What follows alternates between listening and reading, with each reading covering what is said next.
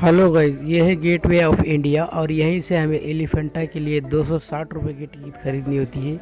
और ये देखिए, यहाँ पर बोट आ चुकी है। गेटवे ऑफ इंडिया से एलिफेंटा के लिए 1 घंटे का समय लगता है।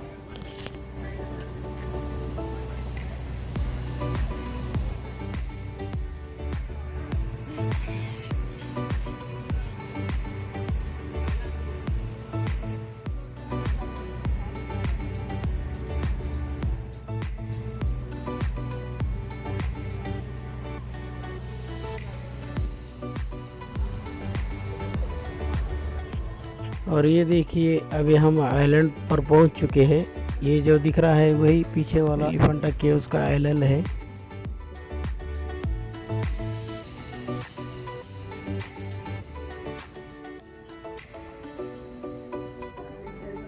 और ये जो डोर दिख रही है, इसी को बांधकर बोट को सीढ़ी की तरफ घुमाते हैं।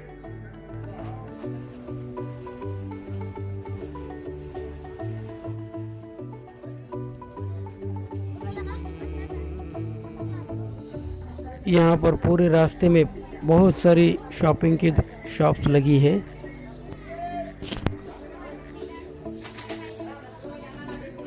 और यहाँ पर मिनी राइड के लिए मिनी ट्रेन की भी सुविधा उपलब्ध है।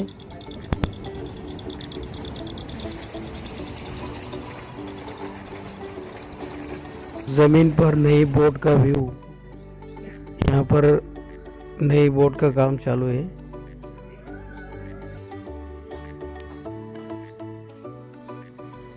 और मैंने इस जगह को अच्छी तरह से एक्सप्लोर करने की कोशिश की है, इसके लिए थोड़ी वीडियो लंबी बनी है।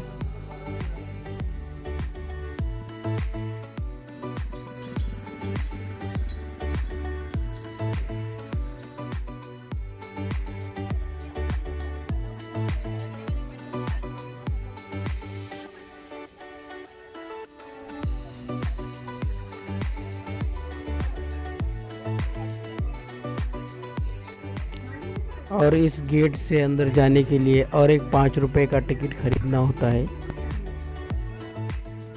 और अभी हम थोड़ी ही दूरी के बाद एलिफेंटा केव्स के पास पहुंचने वाले हैं। और यहाँ पर आपको मंकी रास्ते में ज़रूर मिलेंगे।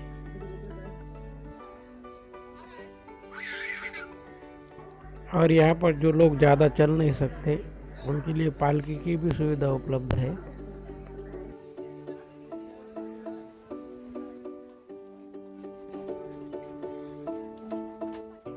बच्चों के लिए मिनी टॉयज बहुत ही लाजवाब है।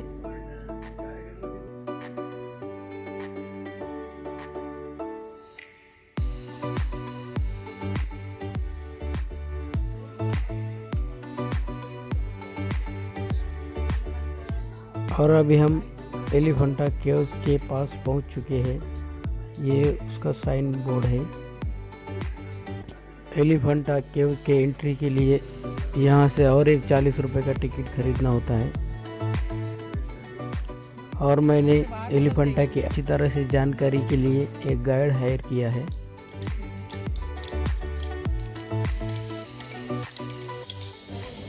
हेलो फ्रेंड्स, हम अभी एलिफेंटा की गुफा के अंदर है। और ये जनाब का नाम है मिलिंद महात्रे। ये आपको इस गुफा के बारे में तो कुछ इन्फॉर्मेशन देंगे। तो आइए आप शुरू करते हैं। मैं लोकल गाइड हूँ एलिफेंटा का, सब जानकारी देना मेरा काम है। एलिफेंटा जो है मशहूर टूरिस्ट प्लेस है मुंबई के अंदर। तो लोग आते हैं कला आविष्कार देखने के लिए। एक्चुअली ये गुफाएं बनी थी 5 शताब्दी से लेकर 7 शताब्दी में। 1400 साल पहले मशीन नहीं थी, विदाउट मशीन से काम हुआ है। जो किया था घारा लोगों ने, इसीलिए इस टापू को कहा जाता है घारापुरी। घारा का मतलब शिव भगवान के गुरु पुजारी लोग, पंडित लोग, और पुरी का मतलब रहने का ठिकाना। तो पंडितों का शहर इस नाम से टापू आज भी जाना जाता है। लेकिन वर्ल्ड फेमस नाम है एलिफेंटा, जो दिया पोर्तुगालियों ने। पोर्तुगीज सोल्जर लोग आए 1534 में। तो उन्होंने सबसे पहले आइलैंड में उतर के क्या देखा, एक हाथी की मूर्तिकला देखी और उसी से नाम दिया एलिफेंटा। हाथी को देख के एलिफेंटा नाम दिया, जो कि पोर्तुगालियों का नाम है। लेकिन पुर्तगाली लोगों ने गुफा के अंदर जितने भी मूर्तिकलाएं हैं उतने खंडित कर दिए, क्योंकि तो बहुत सारी मूर्तिकलाएं खंडित है। खंडित मूर्तिकला की पूजा नहीं होती, इसीलिए अभी ये जो मंदिर है वो टूरिस्ट प्लेस जैसे यूज होता है, मंदिर जैसे यूज नहीं होता। लोग जूते पहन के अंदर जाते हैं अभी फरवरी में 18 तारीख को है महाशिवरात्रि। तो महाशिवरात्रि में बड़ा उत्सव होता है, साल में एक दिन, कोई भी एंट्री फी नहीं होती, फ्री ऑफ चार्ज होता है। तो लोग आते हैं पंचामृत अभिषेक करने के लिए मंदिर के अंदर, क्योंकि मंदिर के अंदर जितने भी शिवलिंग है वो टूटे नहीं, वो पूरे हैं, इसीलिए उनकी पूजा होती है। तो घारापुरी और एलिफेंटा दोनों भी नाम इसे बोलते हैं लोकल लोग, लेकिन लोकल नाम घारापुरी है और एलिफेंटा वर्ल्ड फेमस नाम हो गया। तो वर्ल्ड के पूरे लोग आप अगर किधर भी पूछेंगे तो एलिफेंटा नाम जो मशहूर नाम है वो सामने आएगा। घारापुरी लोकल नाम है, लेकिन ये पूरा टापू जो है 7 स्क्वायर किलोमीटर में फैला हुआ है। पूरे टापू के ऊपर 3 गांव है, 1200 लोग रहते हैं और 1200 लोगों का जो आमदनी का साधन है वो टूरिज्म के ऊपर है कि जब टूरिस्ट आएंगे तो ही उन्हें बिजनेस मिलेगा। अगर टूरिस्ट नहीं आएंगे तो उन्हें बिजनेस नहीं मिलेगा, क्योंकि गवर्नमेंट कुछ भी लोकल लोगों को हेल्प नहीं करता, उनकी मदद नहीं करता। तो टूरिज्म जब बढ़ेगा और टूरिस्ट लोग, आप जैसे टूरिस्ट लोग सोचेंगे कि चलो लोकल बंदे को कुछ तो मिलेगा, उसको कुछ तो मतलब उसमें से पैसा मिलेगा, तो ऐसा हर एक को सोचना चाहिए और ऐसे टूरिस्ट बढ़ने चाहिए, जबकि लोकल लोगों को सब बिजनेस मिलेगा। नीचे से ऊपर तक जितने भी छोटे मोटे दुकान है, छोटे मोटे कारोबार है, वो सारे लोकल्स के हैं। लोकल सोचते हैं कि ऐसे टूरिस्ट अगर ज़्यादा बढ़ेंगे तो हमें ही वही बिजनेस जाएगा। तो ये एलिफेंटा जो है मशहूर टूरिस्ट प्लेस तो है ही, हिस्टोरिकल प्लेस तो है ही, वर्ल्ड फेमस टूरिस्ट प्लेस है। यूनेस्को इसे सपोर्ट करती है, ये यूनेस्को वर्ल्ड हेरिटेज साइट है। तो पूरे विश्व के लोग आते हैं इधर, और विश्व के लोग इसीलिए आते हैं कि ये हिस्टोरिकल प्लेस देखें कि 1400 साल पहले विदाउट मशीन से जो मंदिर बनाया था वो कैसे बनाया था, ये देखने के लिए बहुत सारे लोग आते हैं। ये मेन एंट्री है मंदिर की। अच्छा। जबकि उत्तर दिशा से एंट्रेंस खुली थी, अब तक ये इसी साल खुली है, ये पूर्व दिशा है। तो पूरा उत्तर और पश्चिम 3 द्वार है मंदिर के। 3 द्वारों से उन्होंने काम क्यों शुरू किया, ताकि अच्छी लाइट अंदर जा सके, अच्छी बिजली के ऊपर उनका काम हो सके, इसीलिए 3 द्वार से उन्होंने काम शुरू किया और अंदर सारे मूर्तिशिल्प बनाए। इसे मोनोलिथिक बोलते हैं, मतलब सिंगल रॉक में किया हुआ काम, क्या अंदर कुछ भी ऐसे अलग से रखा नहीं। तो पूरा ऊपर से नीचे ऐसे काम हुआ है। तो पुर्तगालियों ने क्या किया, सोचा कि नीचे का हिस्सा अगर हम तोड़ देंगे तो पूरा मंदिर अपने आप गिर जाएगा। वैसे हुआ नहीं, क्योंकि ये मोनोलिथिक है, मतलब सिंगल स्टोन में बना है और सिंगल पत्थर का काम होता है ऊपर से नीचे, घर जैसा नीचे से ऊपर नहीं होता। तो आज ये हिस्टोरिकल प्लेस है, तो देश विदेश से लोग आते हैं पूरा ये मंदिर देखने के लिए और वो जो शक्ति है मंदिर के अंदर वो फील करने के लिए, क्योंकि साधना तो नहीं कर सकते क्योंकि शांति नहीं है। ऑल ओवर वर्ल्ड में किसी भी टूरिस्ट प्लेस में आप जाएंगे तो उधर आपको शांति नहीं मिलेगी, क्राउड मिलेगी, लोग जैसे कुछ भी बोलेंगे अंदर तो एको फील होता है, गुफा के अंदर आवाज़ गूंजती है तो आप डिस्टर्ब हो जाएंगे, इसलिए साधना नहीं की जा सकती। लेकिन उन्होंने ऐसे बहुत सारे हजारों मंदिर बनाए ऑल ओवर इंडिया में। तो खाली ऐसे ही नहीं बनाए हैं कि वो ज्ञान, वो मैसेज पूरे दुनिया तक पहुंचे, इसलिए उन्होंने ऐसे मूर्ति कलाएं बनाई, ऐसे मंदिर बनाए और उसके अंदर वो लोग बैठ के साधना करते थे, क्योंकि उन्हें पता था कि फ्यूचर में बहुत सारे लोग आएंगे, ये वर्ल्ड फेमस प्लेस होगा और सारे लोग आएंगे, वो मूर्ति कलाएं देखेंगे और कुछ तो ज्ञान प्राप्त करेंगे। ऐसा उनका एक मानना था। तो वो संदेश देने का काम उन्होंने ऐसे गुफाओं से, ऐसे मंदिरों से किया है। तो कोई भी मंदिर पकड़िए, जो कि बुद्धिस्ट बोलिए, हिंदू बोलिए, हिंदू रिलीजन में देखिए 2 कैटेगरी है, शिवा है, वैष्णवा है, जैन का मंदिर बोलिए, तो सारा मैसेज होता है कि हर किसी तक वो मैसेज जाए कि हर किसी की रिस्पेक्ट हो और उस शक्ति को माने और ऐसे ही मानते रहे। ये उनका एक मानना था, इसीलिए ऐसे मंदिर बने हैं कि बहुत सारे लोग उधर जाए और वो आर्ट देखे कि कैसे हार्ड वर्क किया था उन्होंने, वो समझे, इसीलिए ऐसे मंदिर बने हैं। और आज ऐसे जो मोनूमेंट्स है, ऐसे जो मंदिर है पूरे दुनिया के लिए खुले हैं। लेकिन ये अभी मोनूमेंट्स बन गए, जैसे कि 1909 में इसे डिस्कवर किया एएसआई ने और 1987 में 1987 में इसे विश्व धरोहर घोषित किया है। तो विश्व धरोहर कोई भी वास्तु आप देखने जाएंगे तो उधर टिकट लगता है, लेकिन मंदिर के अंदर टिकट नहीं लगता। तो ये वर्ल्ड हेरिटेज साइट है, इसीलिए 40 रुपये टिकट है इंडियन के लिए, फॉरेनर्स के लिए 600 रुपये टिकट है। तो अभी हम अंदर जाएंगे, सारी मूर्ति कलाएं। चलो नाम सुना होगा ना?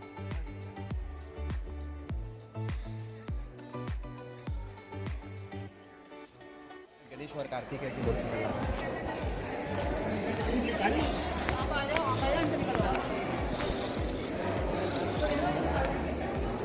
देखिए अंदर शिवलिंग मंदिर है, दोनों तरफ शेर है रक्षक के स्वरूप में, द्वारपाल भी है, परिक्रमा मार्ग है, लोग परिक्रमा करते हैं और अंदर शिवलिंग की पूजा करते हैं। क्योंकि शिवलिंग जितने भी बने हैं वो साधना के लिए बने हैं, कि शिवलिंग के ऊपर ध्यान देके साधना पूरी हो, ऐसा उनका मकसद था। तो ये जो स्पेस है, ये जो प्लेस है, ये साधना के लिए यूज होता था। मतलब अंदर आप कुछ भी बोलेंगे एको फील हो जाएगा, ऐसे रचना इस मंदिर की उन्होंने की है।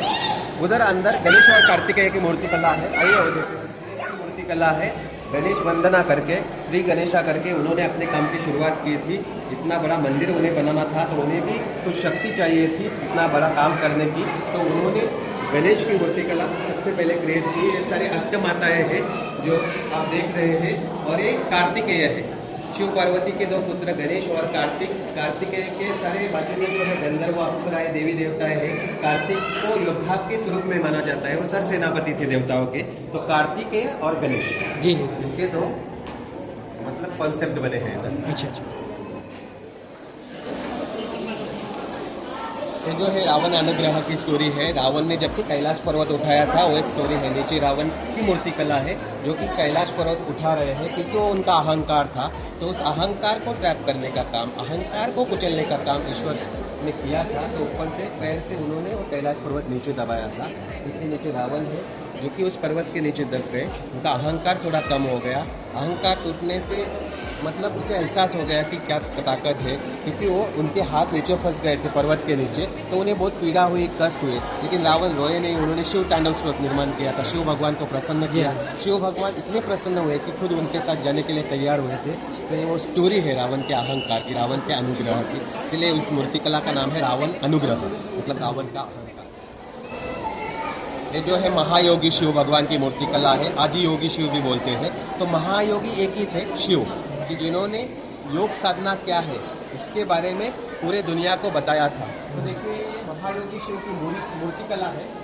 तो कमल फूल के ऊपर वो विराजमान है। कमल फूल शांति का प्रतीक होता है। तो शांति क्या है और शांति का एहसास कब होता है? साधना करने से। तो साधना करने से आप में क्या बदल आ जाएगा वो दिखाने का काम इस मूर्तिकला में किया है कि साधना कोई भी कर सकता है, लेकिन साधना करने वाला व्यक्ति हमेशा खुश नजर आता है, उसके चेहरे पे मुस्कान नजर आती है, क्योंकि आपको तेजस्वी बनाने का काम करता है योग।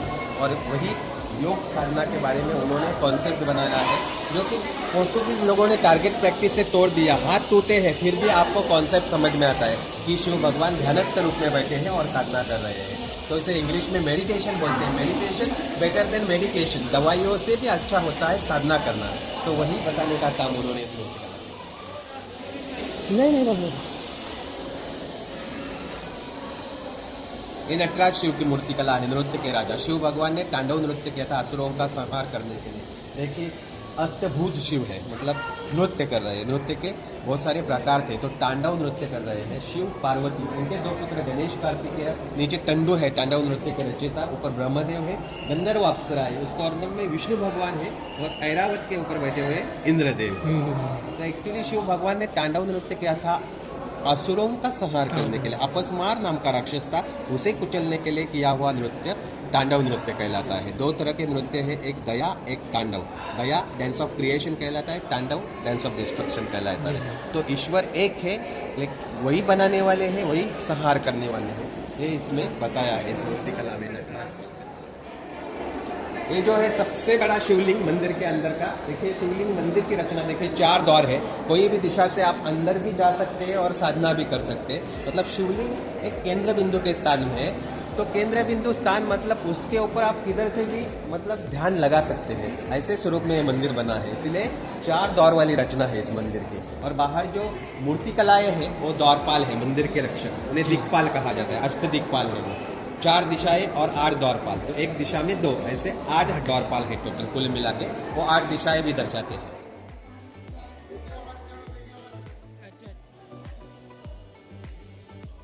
ये जो है अंधकासुर वध मूर्ति, अंधका नाम का असुर था, उसे मारने के लिए लिया हुआ अवतार। देखिए शिव भगवान गुस्से में है, उनके चेहरे में गुस्सा साफ साफ नजर आ रहा है। उनकी आंखें बड़ी बड़ी है, दांत असुर जैसे है, और मुकुट में इंसानी खोपड़ी है, स्कल है। तो खोपड़ी जो है, स्कल जो है, ईवल रेप्रेजेंट्स करता है, मतलब संहारक शक्ति रेप्रेजेंट्स करता है। ये संहारक रूप है कि राक्षस को मारने के लिए उन्होंने ये स्वरूप लिया है, रुद्र अवतार। तो राक्षस को मारने के लिए कभी कभी राक्षस भी होना पड़ता है। ये बताने का काम इस मूर्ति कला में है। काम, क्रोध, मोह, माया, मत्सर सभी गुण इंसान के अंदर होते हैं, लेकिन उसके ऊपर एक कंट्रोल चाहिए। तो कंट्रोल जरूरी है। गुस्से को भी खत्म करने के लिए गुस्सा होना पड़ता है। यही बात इससे साबित होती है। तो हमेशा आप मतलब चेहरे के ऊपर मुस्कान रखें। ये जिंदगी मतलब आप मतलब इंजॉय नहीं कर सकते। तो वही बताया है, कभी कभी अगर गुस्से से आपको फाइट करनी है, गुस्से से लड़ना है, तो आपको भी गुस्सा होना पड़ता है। ये बात इस मूर्तिकला से उन्होंने क्रिएट की है, बताई है। देखिए उनके हाथ में खड़क है, तलवार, उसे ज्ञान की तलवार कहा जाता है। हमेशा ईश्वर ज्ञान की तलवार उठा के अज्ञान दूर करने की कोशिश करते हैं। तो ये बात इस मूर्तिकला में है। जो मूर्तिकला है कल्याणम शिव सुंदर मूर्तिकला है। कल्याणम मतलब शादी, शिव पार्वती का विवाह संपन्न हो रहा है। शिव भगवान, माता पार्वती के पीछे उनका सारा परिवार है, क्योंकि कन्यादान की रस्म हो रही है, कन्यादान कर रहा है उनका परिवार। तो ये शादी हो रही है, इसलिए माता पार्वती दाएं बाजू है। लग्न संपन्न हो जाने के बाद दाएं बाजू जाएगी, लेफ्ट साइड जाएगी। ब्रह्म भगवान पुरोहित के स्वरूप में है, विष्णु भगवान है, ऊपर सारी गंधर्व अप्सराएं, देवी देवताएं शादी में आए हैं शिव पार्वती के, और पुष्प डाल के आशीर्वाद दे रहे हैं। कल्याणम शिव सुंदर मूर्ति।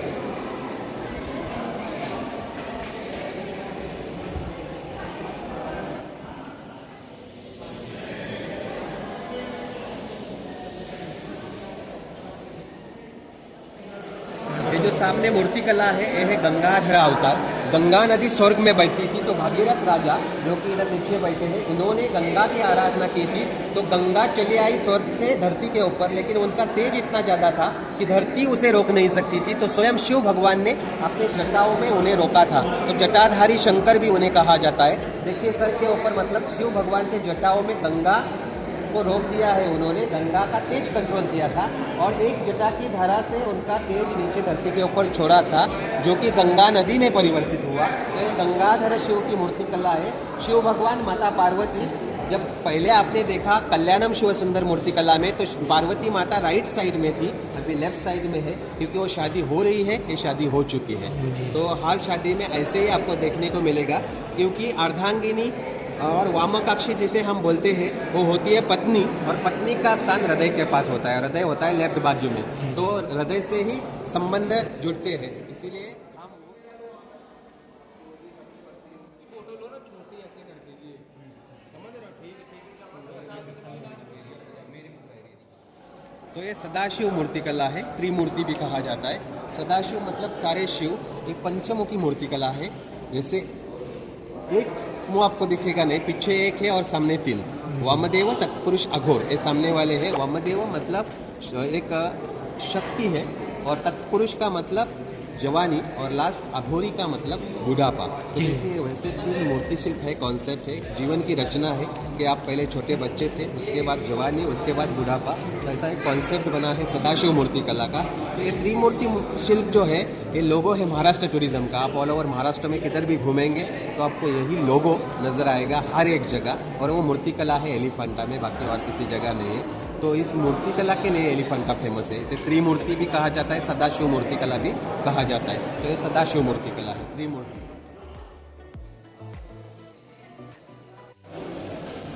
एक सामने जो मूर्तिकला है अर्धनारीश्वर, देखिए आदि शक्ति आधे ईश्वर, ऐसा एक स्वरूप है, शिव शक्ति का प्रतीक है। लेफ्ट में जो शरीर है शक्ति का है, पार्वती माता है, और राइट में शिव भगवान। ये जो रचना है पूरे संसार की रचना है कि शिव शक्ति के बिना कोई भी मानव जन्म नहीं ले सकता, अधूरा है। हर इंसान के अंदर दोनों भी अंश है, इसीलिए हर मानव सुंदर है। तो वही एक कॉन्सेप्ट दर्शा रहा है अर्धनारी ईश्वर का। देखिए पार्वती माता के हाथ में जो है आईना है, जो कि माता श्रृंगार कर रही है, इसीलिए आईना उन्होंने हाथ में पकड़ा है। उनकी 7वीं सेविकाएं है। ये जो है नंदी है, शिव भगवान के वाहक और रक्षक भी। उनके ऊपर एक हाथ है, ये वासुकी है, सांप होता है उनके हाथ में, तो सर्प है।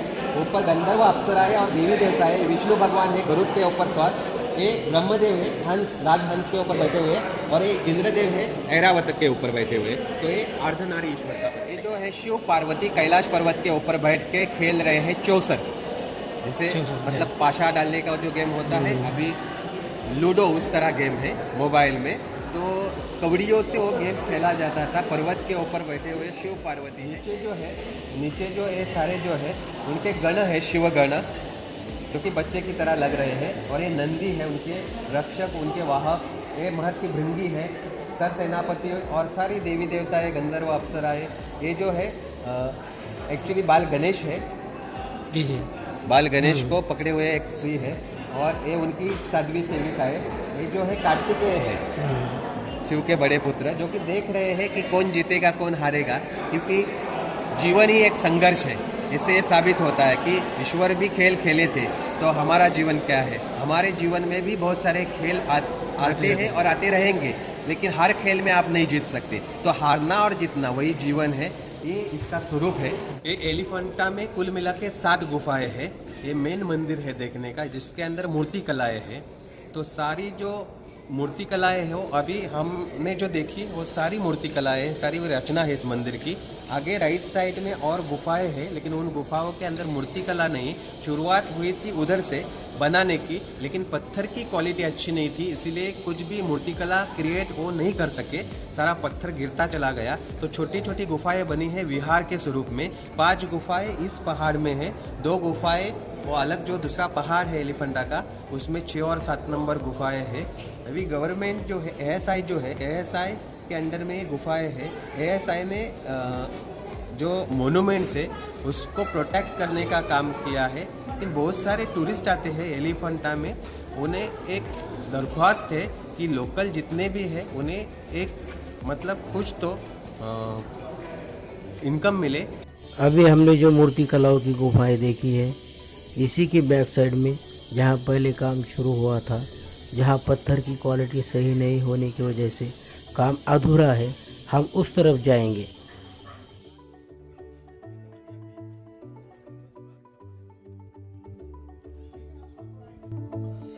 यही वो गुफाएं हैं जहाँ से काम की शुरुआत हुई थी।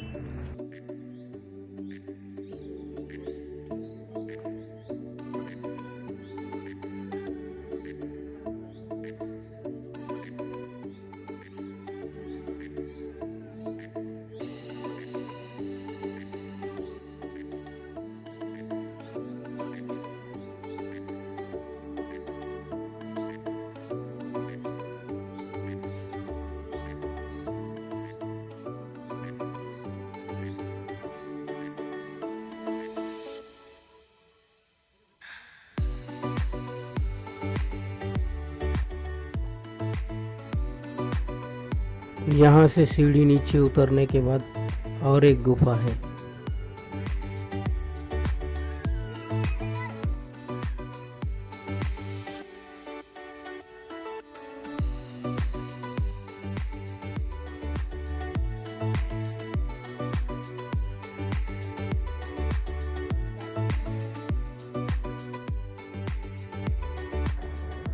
ये जो एलिफेंटा गुफाएं वाला साइन बोर्ड दिखाई दे रहा है, इसी के राइट साइड में से एक छोटी सी गली है, और उस गली से और चढ़ाई करने के बाद वहाँ पर एक तोप रखी है।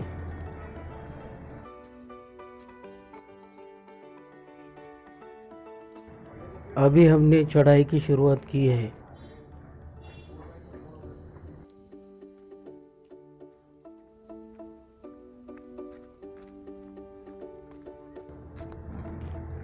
और ये देखिए यहाँ पर ये तोप का बैनर लगा है।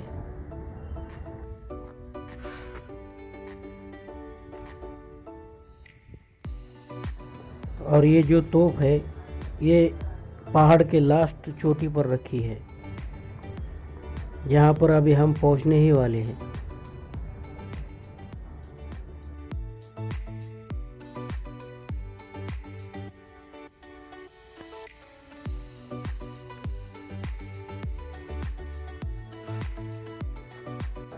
और वो देखिए समंदर का किनारा, जहाँ हम बोट से आए थे।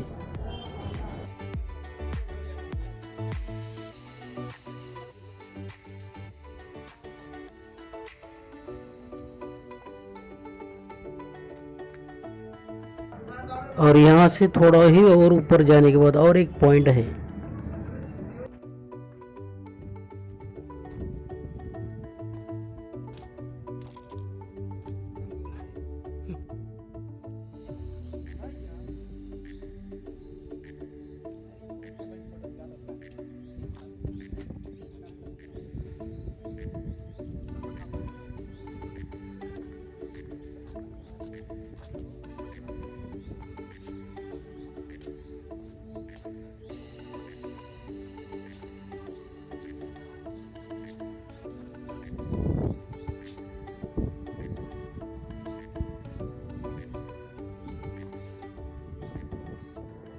ऊपर चढ़ाई के वक्त जो हमने दीवार देखी थी, ये उसका बैक साइड है।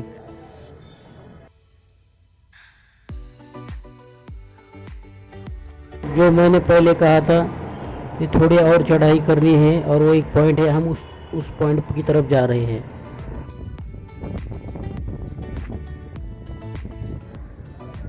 ये जो पॉइंट है एकदम आखिरी पहाड़ की चोटी पर है। अभी हम लास्ट पहाड़ की चोटी पर पहुंच चुके हैं। अभी हमने एलिफेंटा गुफाओं को पूरी तरह से देख लिया है और अभी हम बोट की तरफ जा रहे हैं और एक छोटा सा शॉर्टकट है।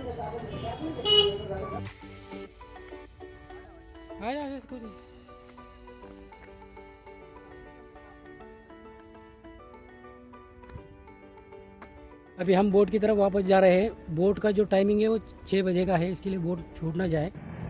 यहाँ का जो मार्केट है अभी वो थोड़ा थोड़ा बंद होना शुरू हो चुका है।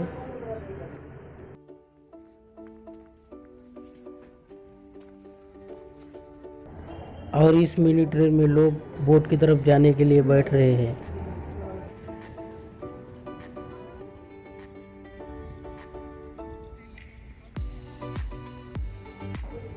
और ये देखिए मिनी ट्रेन पूरी सीट भर्ती होने के बाद बोट की तरफ जा रही है।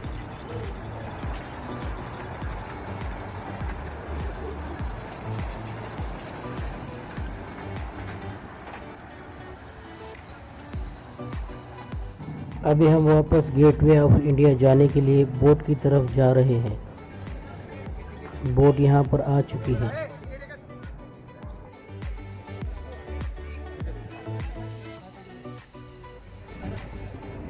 1 घंटा समंदर के सफ़र के बाद हम गेटवे ऑफ इंडिया पहुँच गए हैं।